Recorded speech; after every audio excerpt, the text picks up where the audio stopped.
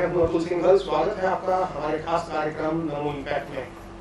दोस्तों, यूं तो लॉकडाउन 31 मई तक के लिए बढ़ाया गया है, लेकिन दिल्ली में सरकार ने छूट दे दी है और पिछले 4-5 दिनों से देखने को मिल रहा है कि जो लॉकडाउन के नियम थे उनका कतई पालन दिल्ली में नहीं किया जा रहा। और ऐसी सूचनाएं भी आ रही है कि दिल्ली में मरीज दोबारा से कोरोना के बढ़ने शुरू हो गए हैं। हमारे साथ मनोज तिवारी दिल्ली बीजेपी के अध्यक्ष हैं, उनसे हम जानते हैं कि वो क्या सोचते हैं इस फैसले के बारे में सरकार के। मनोज जी, आपका स्वागत है कार्यक्रम में। जी, बहुत किस तरीके से बीजेपी देखती है इस फैसले को दिल्ली सरकार के? देखिए, दिल्ली सरकार का फैसला बहुत खतरनाक और लापरवाही से भरा हुआ है। दिल्ली पूरी रेड जोन है। पूरे देश में रेड जोन में जिस तरह का प्रिकॉशन लेना है वो दिल्ली ने नहीं लिया। और मुझे बड़ा आश्चर्य है कि अरविंद केजरीवाल जी इस बात को समझते क्यों नहीं हैं। शुरू में आपने देखा होगा, लॉकडाउन खुलने के बोले रेड जोन में शराब की दुकानें खुल गईं और बाद में इन्होंने कहा कि बसों में कम लोग जाएंगे। अगर जैसे उन्होंने कहा वैसे होता तो ठीक रहता, लेकिन बसों में आप देखिए रोज लोग वीडियो डाल दे रहे हैं, कंडक्टर डाल रहे हैं कि हमें घर जाना है यार, हमें कौन बचाएगा। लोग स्टैंडिंग में बसों में जा रहे हैं, इतनी भीड़ हो जा रही है। लेकिन मार्शल तो लगाए गए हैं, 4 मार्शल बताया जा रहा है। अभी मार्शल होने के बावजूद भी तो लोग तो भर ही रहे हैं ना। लोग अचानक निकले हैं। लोग कई बार, एक नेचुरल भी होता है ना, बहुत दिन से आप बंद पड़े हैं तो अपने घर में थोड़ा सा निकल जाते हैं। तो इसमें बहुत सोच समझ के कदम उठाना चाहिए था। और स्टेट जैसे ले रहे हैं उसमें दिल्ली तो बहुत ही खतरनाक स्थिति में है, क्योंकि दिल्ली में भी कोरोना के संक्रमित भी बढ़े हैं और मौत का आंकड़ा भी बढ़ा है। और अभी तो लॉकडाउन को जो ढील है उसको 4-5 दिन हुए। आपको लगता है कि आने वाले दिनों में आंकड़ा और बढ़ सकता है? निश्चित रूप से बढ़ेगा।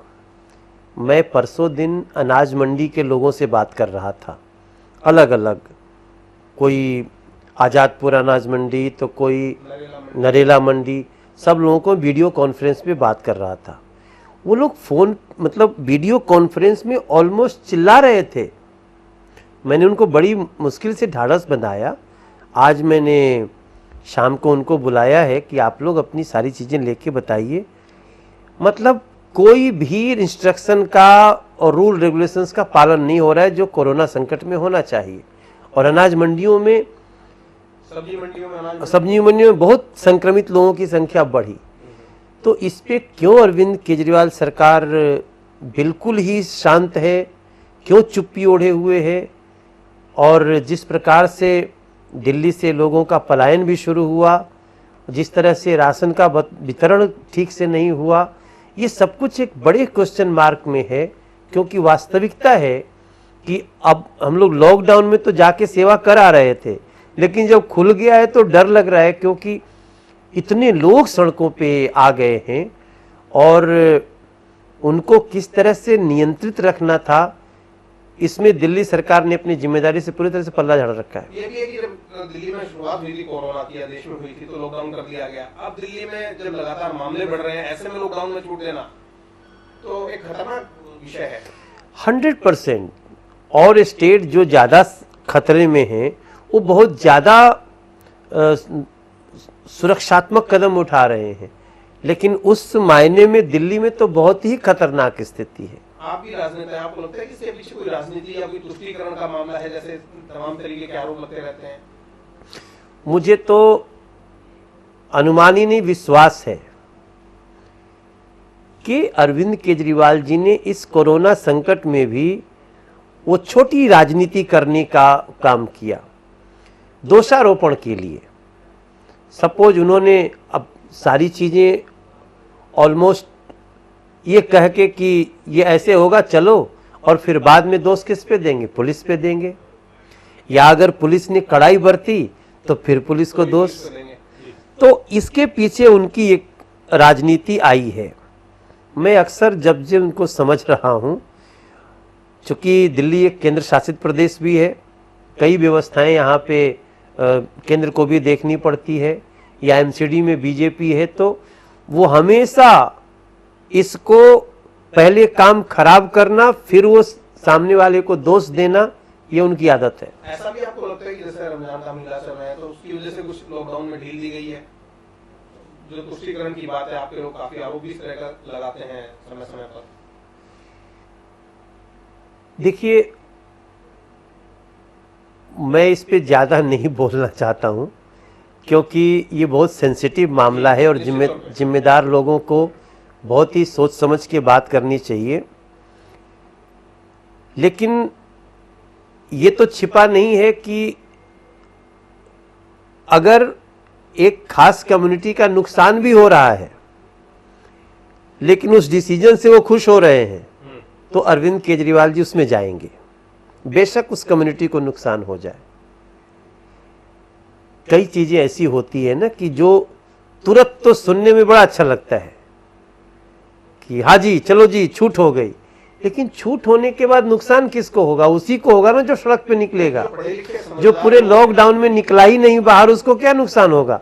जैसे अरविंद केजरीवाल जी। जिस कम्युनिटी की आप बात कर रहे हैं उसमें जो पढ़े लिखे समझदार लोग हैं वो खुद इस बात को मानते हैं कि घर में रह के त्योहार मनाना है, बाहर नहीं निकलना चाहिए। मैं तो बहुत आपके इस चैनल के मार्फत मैं उनकी समझदारी को नमस्कार करना चाहता हूँ, बधाई देना चाहता हूँ कि उन्होंने इस ईद में बहुत ही संयमित तरीके से अपने को रखा है, और इसके लिए मैं उन सभी लोगों को जिन्होंने राय दी होगी उनको मैं साधुवाद देता हूं। लेकिन अरविंद केजरीवाल जी ने अपनी जो पहल होनी चाहिए थी उस अपनी जिम्मेदारी का पालन नहीं किया। उनको बाहर निकल के हमें लगता है कि लोगों को थोड़ा सा जागरूक करना चाहिए था, बताना चाहिए था, अपील करनी चाहिए थी, और वो भी नहीं किया। और साथ में जो मरकज की बात थी, गलती पे पर्दा डालने की कोशिश की, बचाने से लेकिन हाँ, लेकिन अरविंद केजरीवाल जी की जो नीति आई वो उनको खतरे में झोंकने वाली थी। वो जो जैसे उन्होंने एक तबलीगी जमात को उसको तबलीगी जमात लिखना छोड़ दिया, तो तबलीगी जमात पूरी देश की तबलीगी जमात थोड़ी दोषी है, सारे मुस्लिम कम्युनिटी के लोग थोड़ी दोषी हैं। 1000, 2000, 4000 लोग जो चुनिंदा लोग थे, जो लोग वहां मरकज में भाग लिए उनको तो लोग तबलीगी जमात से ही जानते थे। तो उस समय उस आइडेंटिटी को क्यों छुपाना चाह रहे हो ताकि लोग भ्रमित हो जाएं? बिल्कुल। उनको हम कहीं अगर क्वारंटाइन रखना चाहते हैं, इलाज देना चाहते हैं, तो उनको बचाने के लिए करना चाहते थे। आज नहीं तो कल इस कम्युनिटी को ये सोचना पड़ेगा कि अगर आपके जिंदगी से ही कोई खिलवाड़ करने के लिए आपको खुश करने की राजनीति करता है तो बहुत ही खतरनाक है। ठीक है मनोज जी, ये बात तो हुई क्योंकि आप विपक्ष में बैठे हैं यहाँ पर दिल्ली में, और मैं तो तारीफ भी करना चाहता हूँ। लेकिन मैं तारीफ करना चाहता हूँ, मैं सोचता हूँ कभी कुछ मौका आए जब मैं अरविंद केजरीवाल सरकार की तारीफ करूँ। बीजेपी की अगर हम बात करें, इस तरीके से जिम्मेदारी को आप उठाने के लिए तैयार हैं आगे के लिए, और अभी तक आपने उठाया है? देखिए, इस लॉकडाउन में हम लोगों ने, हमारे राष्ट्रीय अध्यक्ष जी ने हम सबको कहा कि हम लोग फीड द नीडी शुरू करेंगे।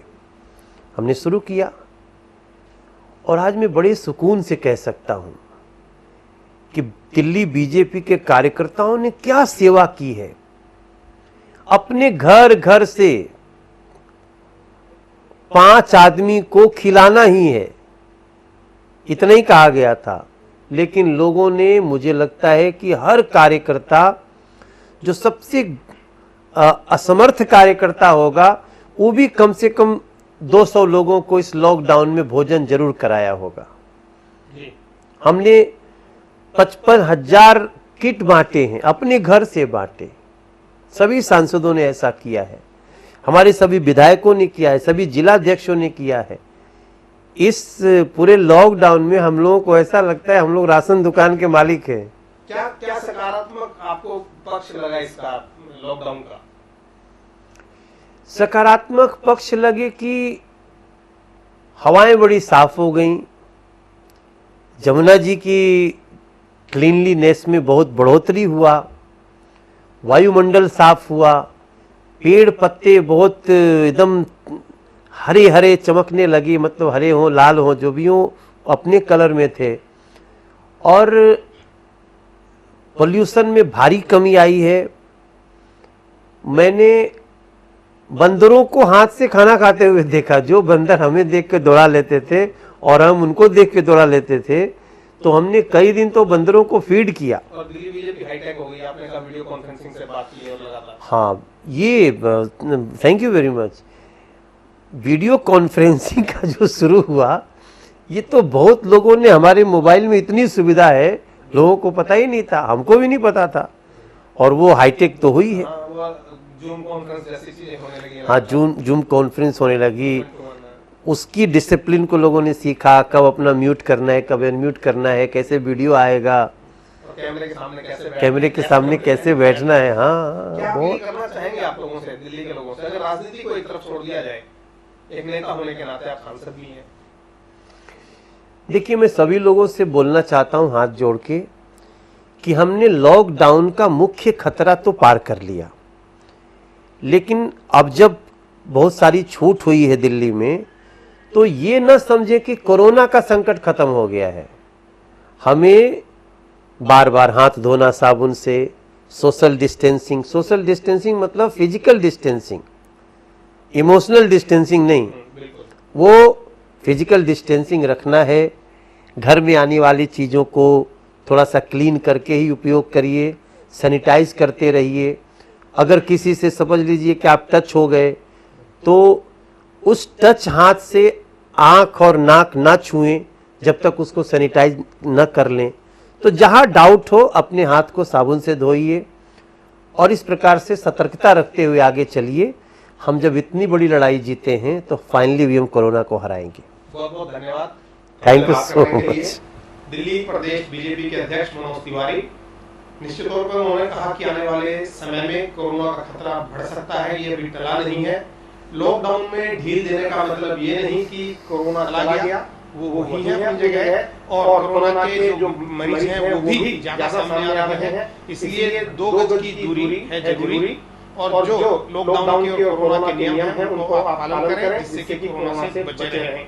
इस कार्यक्रम में इतना ही। नमो इम्पैक्ट के अगले कार्यक्रम में हम किसी नई शख्सियत के साथ आपके साथ फिर मिलेंगे। तब तक के लिए दीजिएगा इजाजत। नमस्कार।